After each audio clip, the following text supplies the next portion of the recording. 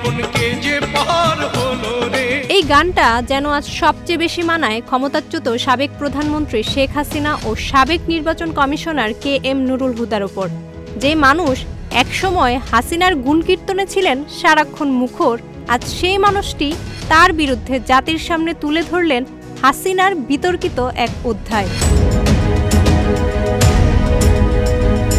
একসময় ক্ষমতাসীনদের ভরসার প্রতীক ছিলেন KM নুরুল হুদা, কিন্তু এবার আদালতে বসে স্বীকার করেছেন নিজের দায় এবং 2018 সালের নির্বাচনে অনিয়মের আখড়া, যা ছিল জালিয়াতির মহা আয়োজন।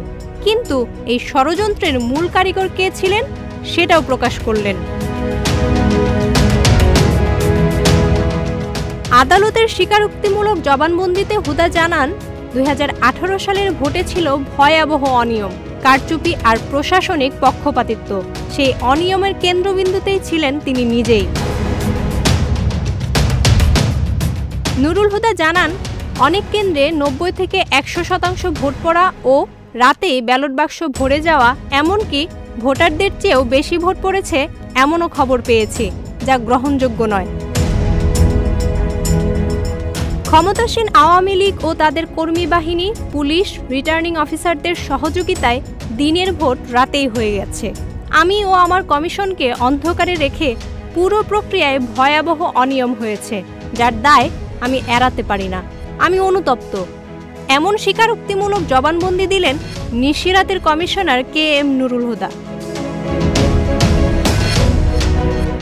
গণমাধ্যম সূত্রে জানা যায়, বেইলি রোডের অফিসার্স ক্লাবে একটি গোপন বৈঠকে শেখ হাসিনার ঘনিষ্ঠ আমলারা, গোয়েন্দা কর্মকর্তা আর পুলিশের শীর্ষ নেতৃত্ব বসেছিলেন একটিমাত্র এজেন্ডা নিয়ে, কিভাবে নির্বাচন ইঞ্জিনিয়ারিং করে ক্ষমতা নিশ্চিত করা যায়। 33টি আসন নৌকার জন্য নিশ্চিত, বাকিটা নিতে হবে ভয়, ধরপাকড় আর মিডিয়া কু দিয়ে।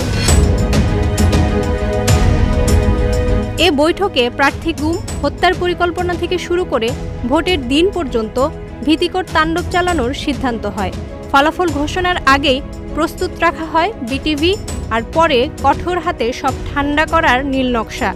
এমনকি শেখ হাসিনা নিজ হাতে 6 জন সচিব নিয়ে গঠন করেন গোপন কমিটি, যারা ভোট জালিয়াতির পুরো ব্যবস্থাপনা তদারকি করেন।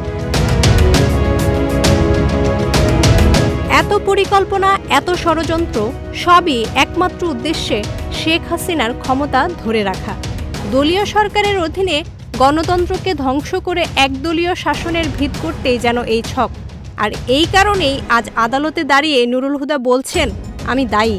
কিন্তু জাতি জানতে চায়, শুধু একজন সিইসি নয়, শেখ হাসিনা পুরো গণতন্ত্রকে রাতের অন্ধকারে হত্যা করেছেন। এবার তিনি কবে দাঁড়াবেন কাঠগড়ায়, সেটাই দেখার বিষয়। জান্নাতুল মর্পিতা, প্রজন্ম 24।